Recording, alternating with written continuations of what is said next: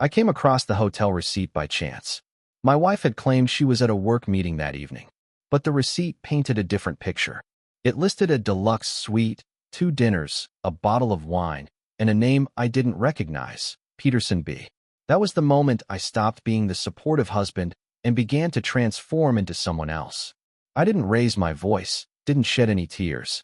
Instead, I started making plans.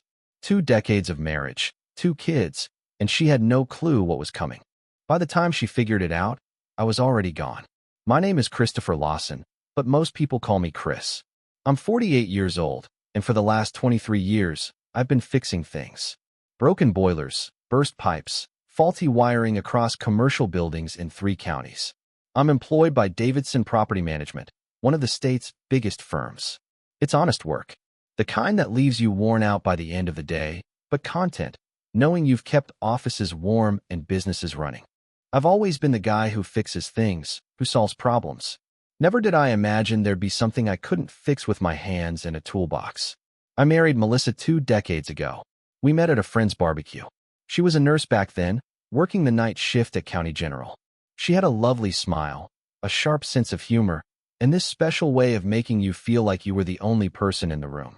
A year later, we had our first child, Lucas. Now, at 14, he's sharp as a tack, plays baseball, and has his mom's stubbornness.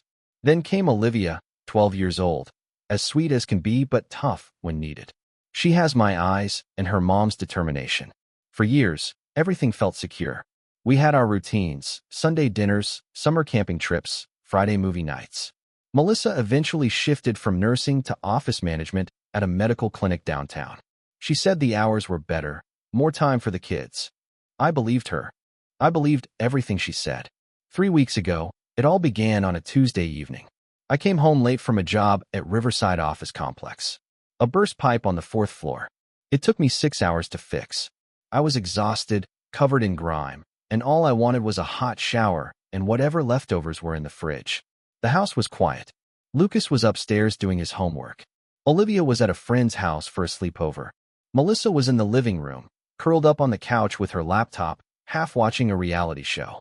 I went upstairs, took off my work clothes, and stepped into the shower. The hot water felt like bliss on my sore shoulders. When I got out, I noticed Melissa's purse on the dresser. It had fallen over, spilling its contents, keys, lip balm, and receipts. I started picking them up, not snooping, just tidying up. That's when I saw it. A receipt from the Grand View, an upscale place about 40 minutes outside town, up in the hills. The kind of place where anniversaries are celebrated, where couples escape to. The date on the receipt was from 2 weeks ago, a Thursday. Melissa had told me she was working late that night, some staff meeting that ran longer than expected. She had gotten home around 11, apologized for missing dinner, kissed my cheek, and went straight to bed. The receipt showed 2 charges, dinner for 2 at the restaurant, a bottle of wine, and a deluxe king suite. My hands froze. I read it again, hoping I'd misunderstood, but it was crystal clear. The name on the credit card authorization was hers. And at the bottom, in small print, was a guest name, Peterson B. I didn't know any Peterson. She had never mentioned that name. I stood there, dripping water onto the tile floor, staring at the receipt, hoping it would somehow explain itself. My mind raced with possibilities. Maybe it was innocent. Maybe she had helped a coworker book a room, used her card as a favor. Maybe Peterson was a vendor, a supplier, or someone from the clinic. Maybe I was jumping to conclusions. But my gut told me something was off. 20 years of marriage teaches you things. You learn the rhythm of your spouse, their patterns, the little signs. Something about this felt wrong, like a leak behind the walls that had been dripping unnoticed for months before you finally saw the damage. I heard footsteps on the stairs. Melissa was coming up. I quickly stuffed the receipt into my jeans pocket, threw on a t-shirt, and walked out of the bathroom, trying to act normal. "Hey," she said, appearing in the doorway. "You okay? You look pale." "I'm just tired," I replied, forcing a smile. "Long day. Lucas needs help with his history project. Something about the Civil War. Can you check on him?" "Yeah, sure," I said, and headed to Lucas's room. He was sitting at his desk, surrounded by books and printed articles, with his laptop open to a documentary video. "Dad, check this out," Lucas said without looking up. Did you know that more Americans died in the Civil War than in World War I and World War II combined? I didn't know that, I said, trying to focus. Pretty heavy, bud. He finally looked up. You good? You seem distracted. Yeah, just work stuff, I told him. Nothing for you to worry about. Show me what you've got so far.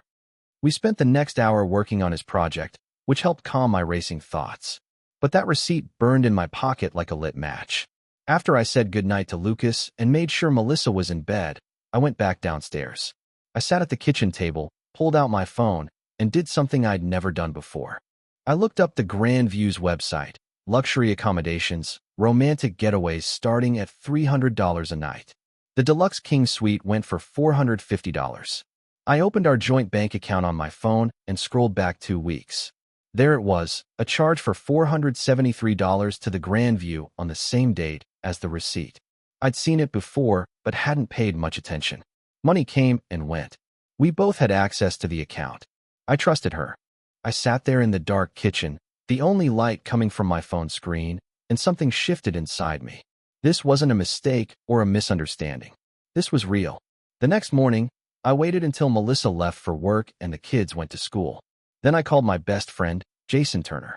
We had known each other since high school and worked together in construction during our 20s before I switched to property management. He was my best man and Lucas's godfather. If there was anyone I could trust with this, it was him. Jason, I said when he picked up. I need to talk. Can you meet me for coffee? Sure, man. Everything okay? You sound off. Just meet me at Riverside Diner. Half an hour. I'll be there. When I arrived at the Riverside Diner, Jason was already sitting in a corner booth with a coffee in front of him, looking concerned. I slid into the booth across from him and got straight to it. Melissa's cheating on me, I said quietly. His face hardened. You sure? I pulled out the receipt and showed it to him. Then I pulled up the bank statement on my phone. Jason studied both, his jaw tightening. Peterson, he muttered. You know who that is? No idea. Never heard her mention the name. Jason leaned back in his seat, running a hand through his hair. What do you want to do? I need proof. Real proof. Not just a receipt and a gut feeling. If this goes to court, if I'm fighting for my kids, I need everything documented. Smart, Jason said, nodding. You thinking about getting a lawyer? Eventually. But first, I need to know what I'm dealing with, how long this has been going on, who this guy is, everything. Jason pulled out his phone. My cousin's a private investigator up in Newton County. He mostly does corporate work, but he also handles domestic cases. The guy's discreet and thorough. Want me to call him? Yeah, set it up. We spent the next hour mapping it out. Jason would contact his cousin, and I'd keep track of Melissa's schedule, every late night, every unexplained absence. I'd be careful, methodical. No confrontations yet. No tipping my hand. You good, man? Jason asked as we stood to leave. I'm handling it, I told him. I have to, for Lucas and Olivia. That night at dinner, I watched Melissa across the table, laughing at something Olivia had said, helping Lucas with his geometry homework between bites of chicken. She looked so normal, so much like the woman I married. It made my chest ache. After the kids went to bed, she came up behind me while I was loading the dishwasher and wrapped her arms around my waist. You've been quiet tonight, she said softly. Just tired. Big project at Riverside Complex. She kissed my shoulder. Well, don't stay up too late. You need rest. I nodded, not trusting my voice. 2 days later, I met with Jason's cousin, Dale Pritchard. He was in his mid-50s, an ex-cop, built like someone who still hit the gym regularly. We met at his office in Newton, a small second-floor space above a hardware store. Jason, fill me in on the basics, Dale said, shaking my hand. Sorry you're going through this. Thanks. What do you need from me? Everything you've got, her schedule, the receipt, bank statements, any names or locations. I'll do surveillance, document her movements, get photos if necessary. My rate's $100 an hour, plus expenses. That's fine. Whatever it takes, I said. I handed him copies of everything. He studied the receipt carefully. Peterson, he said. You run that name through social media, workplace connections? Not yet. Do it. Might be a vendor, colleague, someone connected to her clinic. People leave digital footprints everywhere these days. That evening, I sat in my truck in the parking lot of a job site and searched Facebook, LinkedIn, and Instagram. After about 20 minutes, I found him. Brad Peterson, 42 years old, sales representative for Greystone Medical Supply. His LinkedIn profile showed he worked with dental and medical clinics across the region. He was handsome in that polished way, clean-cut, wearing expensive suits in his photos, with a bright smile. His Facebook was mostly private, but his profile picture showed him at some work conference with his arm around a colleague. I stared at his face for a long time. This was the man my wife was meeting in hotels. This was who she chose over 20 years of marriage and our family. I saved screenshots of everything and sent them to Dale. Then I drove home and kissed my kids goodnight like nothing was wrong. Dale worked fast. Within a week, he had a file 3 inches thick, photos, timestamps, surveillance logs. He laid it all out on his desk while I sat across from him, my stomach in knots. Your wife meets Peterson every Thursday evening, Dale said, sliding a series of photos toward me. They change locations, different hotels, always within a 40-minute radius. She leaves the clinic around 6, drives straight to where they're meeting. He arrives separately, usually about 15 minutes after her. I looked at the photos, Melissa getting out of her car at the Grandview, another one at Cedar Ridge Hotel, and another at Pineview Lodge. In each, Brad Peterson showed up shortly after her, walking through the same entrance. They stay about 3 hours on average, Dale continued. Sometimes they eat at the hotel restaurant first. Sometimes they go straight to the room. How long has this been going on? I asked, my voice rougher than I intended. Dale flipped through his notes. Based on credit card records and what I've observed, at least 6 months, probably longer. 6 months. Half a year of lies. Her kissing me goodnight after spending the evening with someone else. There's more, Dale said, his expression grim. Peterson's married. His wife's name is Janet Peterson. They have 2 kids, ages 8 and 10. He lives in Brookfield, about 30 miles east of here. Something clicked in my mind. Does his wife know? Not as far as I can tell. But that's your call, not mine. I just gather the facts. I took the file and paid Dale his fee in cash. Thanks for your help. Sorry it turned out this way, he said, shaking my hand. For what it's worth, you've got everything you need for court. Good luck. That evening, I sat in my truck outside Janet Peterson's address. It was a nice suburban home with a tidy lawn, a basketball hoop in the driveway. I watched through the front window as she moved around the kitchen, making dinner. 2 kids ran past, laughing. A normal family, just like mine used to be. I made a decision then.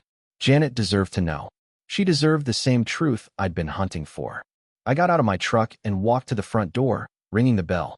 A moment later, a blonde woman in her late 30s answered. Can I help you? She asked, polite but cautious. Mrs. Peterson, my name is Chris Lawson. I think we need to talk about your husband, Brad. Her face paled slightly. I don't understand.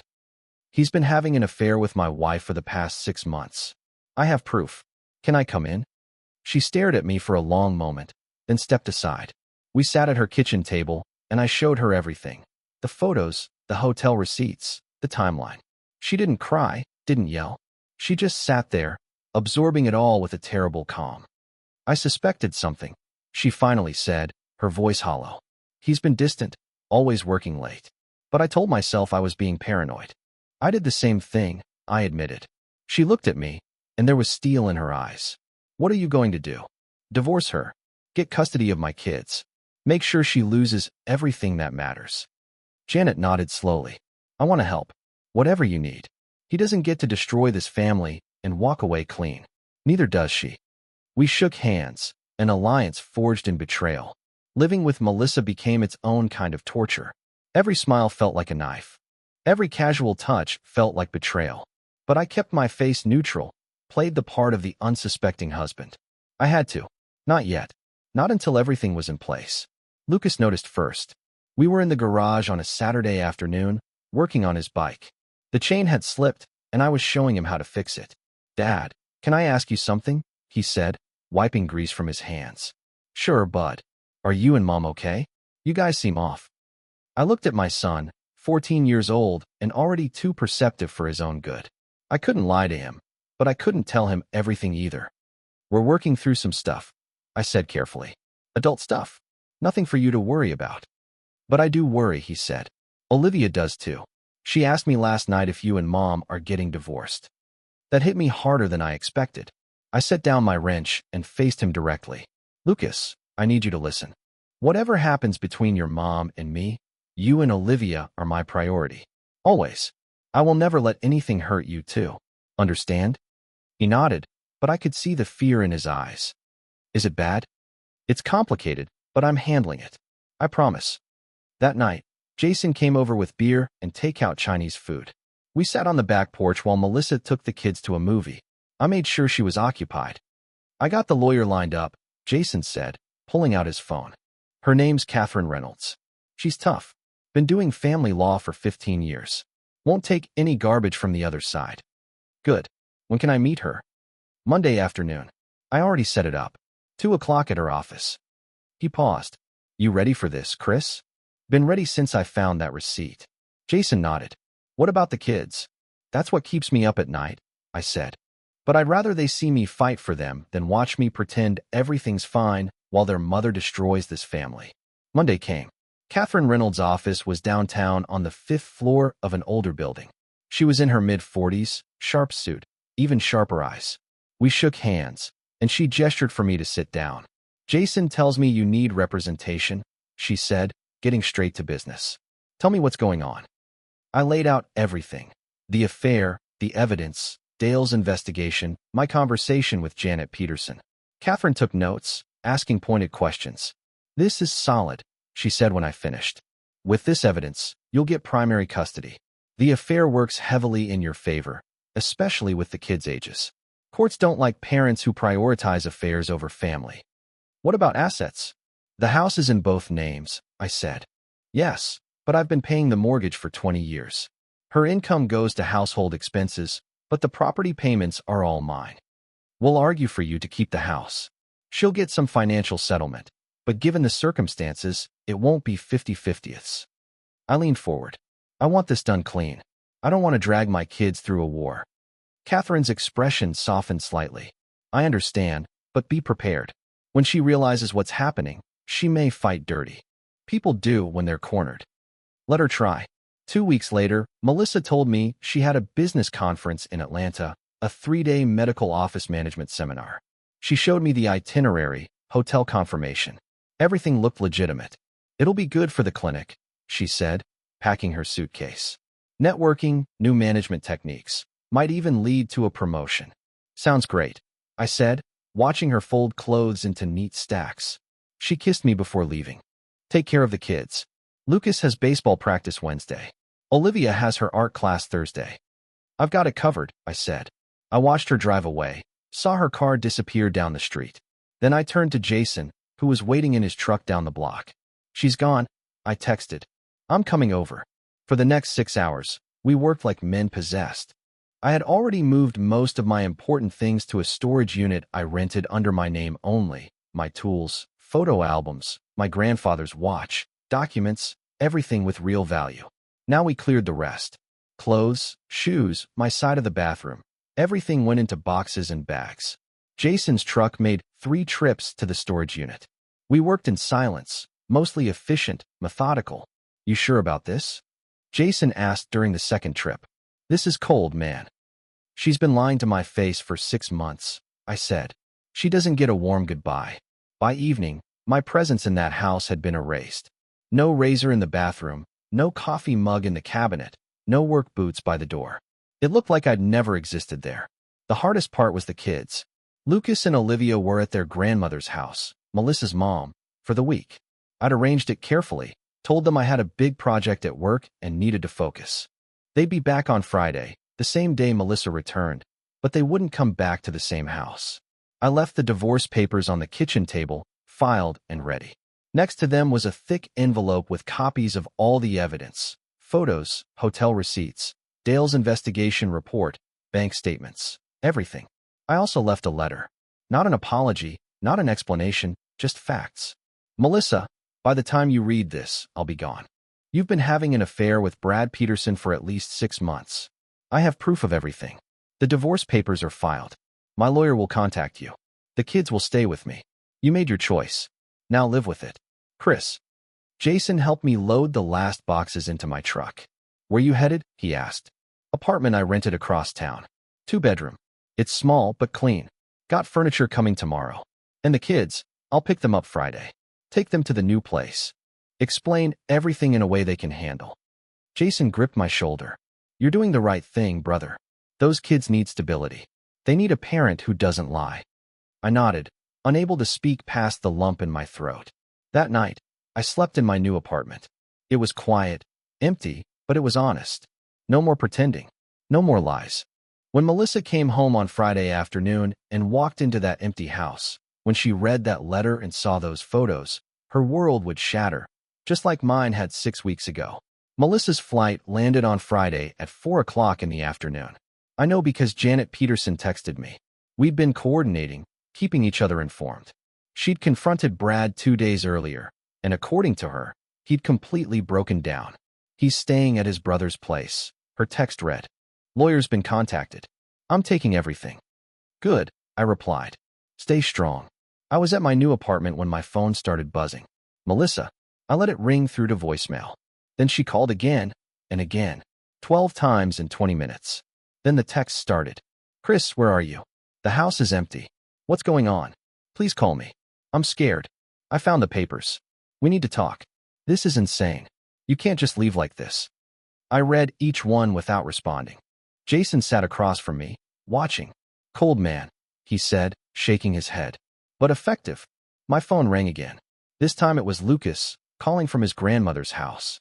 "Dad, Mom just called Grandma, crying. She says you left. What's happening?" I closed my eyes, steeling myself.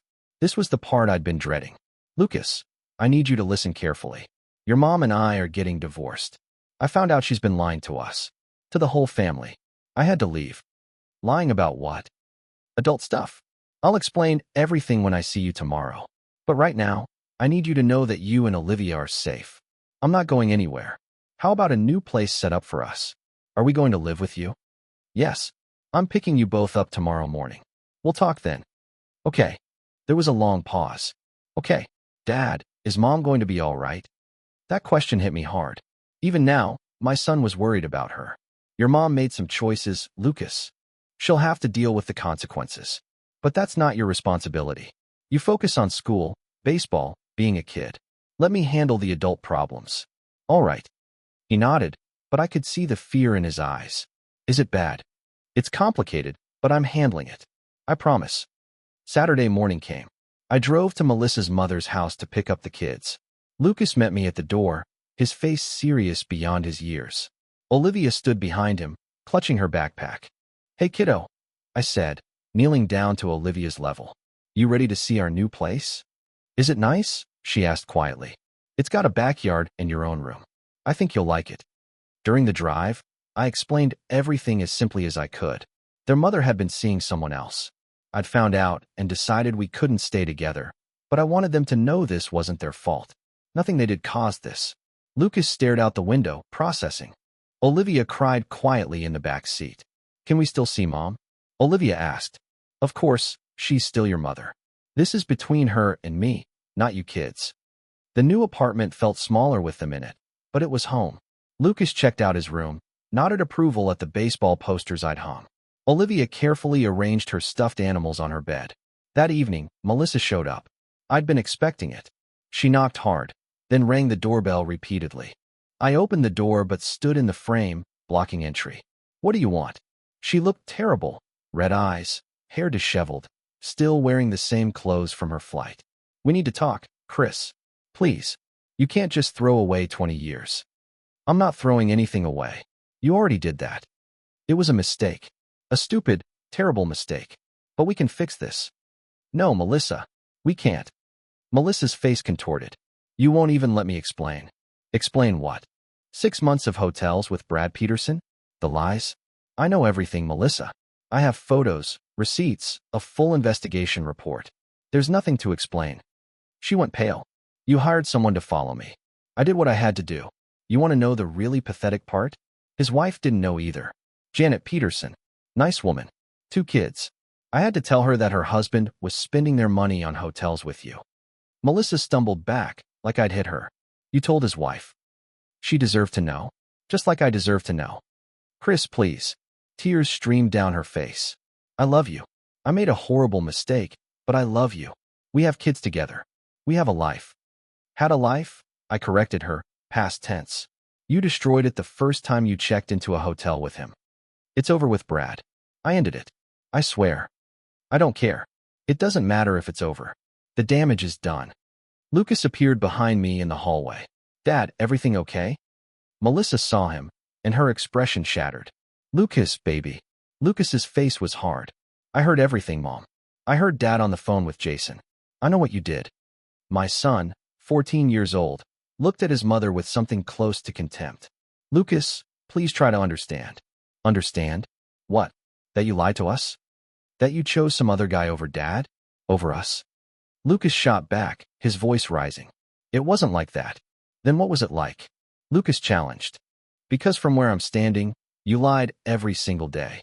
You looked us in the face and lied. I put a hand on Lucas's shoulder. Go check on your sister, son. I've got this. He hesitated, then nodded and walked away. Melissa watched him go, sobbing openly. My kids hate me, she whispered. No, your kids are hurt. There's a difference, but that's on you to fix, not me. Chris, I'm begging you. Give me another chance, for them, for our family. I looked at the woman I'd spent 20 years with. Once upon a time, she'd been everything to me.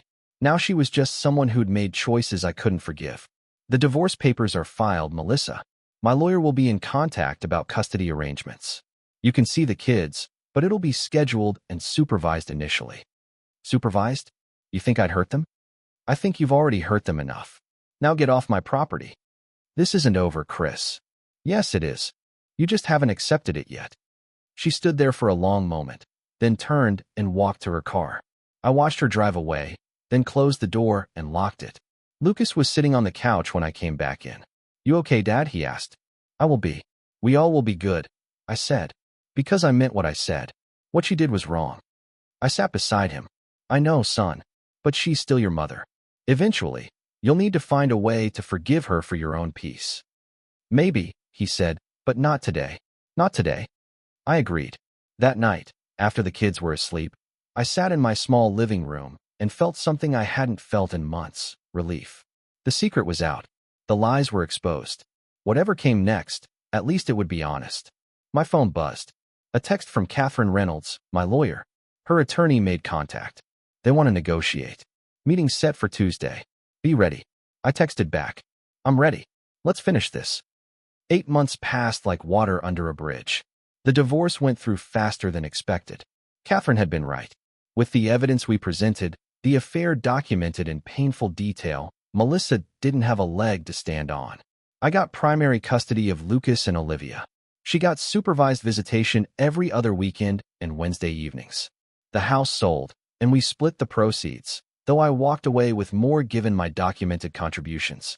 She moved into a small apartment across town. Last I heard, she'd lost her job at the clinic. Too many people knew about the affair. Small towns have long memories. Brad Peterson didn't fare much better. Janet took him to the cleaners in their divorce. He lost his job when his company discovered he'd been claiming personal expenses as business costs. Last Jason heard, Brad was living with his brother and working retail. As for me, I took the plunge I'd been thinking about for years. I used my share of the house sale to start an open loss and property services business, commercial building maintenance and repair. Just me and 2 guys I worked with at Davidson. We landed 3 contracts in the first month. By month 6, we had a waiting list. Lucas was doing better. His grades improved. Baseball season went well. He'd started seeing a counselor to work through his feelings about his mother. Progress was slow, but it was happening. Olivia struggled more. She was quieter, drawing pictures of fractured families and broken houses. But she'd warmed up to our new routine. Movie nights, Sunday pancakes. Just the 3 of us, finding our rhythm. And then there was Catherine. Catherine Reynolds, my lawyer. After the divorce was finalized, she called to check in, see how I was managing. We met for coffee, then dinner, then regular Friday nights when the kids were with their mother. She was easy to talk to, understood what I'd been through in ways most people couldn't. She'd been divorced herself 5 years ago. No kids, but she knew betrayal. Knew what it meant to rebuild. One evening, we were alone. The kids were with Melissa for the weekend. Catherine cooked dinner while I told her about landing a new contract with a hospital complex. You've really built something, she said, setting plates on the table. Most people would still be licking their wounds. Sitting around feeling sorry for myself wasn't going to change anything, I said. Had to move forward. That's what I admire about you, Chris. You didn't let it break you. After dinner, we sat on her porch. It was late summer, a warm evening, crickets singing in the yard. Can I ask you something? Catherine said. Shooting. Are we doing this? Really doing this? I looked at her. Smart, strong, honest. Everything Melissa hadn't been. Yeah, I said. I think we are. She smiled. Good, because I'm all in. 2 weeks later, Melissa showed up at my apartment unannounced. It was a Saturday morning. Catherine had stayed over. She was in the kitchen making coffee when the doorbell rang. I opened it. Melissa stood there, looking thinner, tired. She saw Catherine behind me, and her face fell. So, it's true, Melissa said quietly. You've moved on. What did you expect, Melissa? I don't know. I guess I thought maybe eventually we could try again. That was never going to happen. She looked past me at Catherine, who stood in the doorway holding 2 coffee mugs. Is she the reason you left? No, you're the reason I left. Catherine's the reason I'm happy now. There's a difference. Melissa's eyes filled with tears. I lost everything. My marriage, my kids, my job. My own parents barely talk to me. And you got a new business, a new woman, everything. You made choices, Melissa. Consequences followed. That's how life works. Don't I deserve a second chance? Don't we all make mistakes? Catherine stepped forward, her voice calm but firm. A mistake is forgetting to pay a bill or saying something careless. What you did was calculated, repeated, deliberate. Chris gave you 20 years of loyalty. You gave him lies. This isn't about second chances. This is about him building a life with people who value honesty. Melissa looked at Catherine, then back at me. I loved you, Chris. Maybe you did, but not enough to stay faithful. Not enough to be honest. And that's something I can't forget or forgive. She nodded slowly, wiping her eyes. I guess this is really goodbye. Yeah, it is. She walked back to her car. I watched her drive away one last time. Catherine touched my arm. You okay? Better than okay. For the first time in a long time, I'm exactly where I need to be. The months rolled on. Loss and property services grew. We hired 2 more guys and expanded into residential work. Lucas got accepted to a summer baseball camp. Olivia joined an art program at the community center. They were healing slowly but surely. My relationship with Catherine deepened. She met the kids officially, kept appropriate boundaries, never tried to replace their mother, just became someone steady in their lives, someone trustworthy. 1 year after I found that receipt, I stood in the office of my new business. Framed contracts on the wall, 3 trucks parked outside with my company logo, a full schedule for the next 2 months. I'd built this from nothing, from the wreckage of a broken marriage. Jason stopped by that afternoon carrying a 6-pack. Congratulations, man. You did it. Did what? Came out the other side. Most guys would still be bitter, angry, stuck. You built a whole new life. Had to, for Lucas and Olivia. For myself and Catherine. I smiled. Yeah, and Catherine. That evening, I picked up the kids from Melissa's supervised visit. They climbed into my truck, chattering about their weekend plans. Dad, can Catherine come to my game next week? Lucas asked. If she's free, I'm sure she'd love to. Cool. She's pretty awesome. Olivia piped up from the back seat. Can we have pancakes tomorrow? Catherine makes them better than you.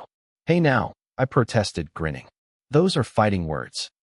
We drove home through familiar streets. 3 people rebuilding a family that looked nothing like before, but felt more solid than anything I'd had in years. Melissa had destroyed what we had, but in doing so, she'd freed me to build something better, something honest, something worth keeping. That night, after the kids were asleep, I sat on my porch and thought about everything that had changed. The betrayal had nearly destroyed me, but I'd survived. More than that, I'd thrived. Sometimes the hardest thing becomes the best thing. You just have to be willing to walk through the fire to get to the other side. I'd walked through it, and now I was finally home.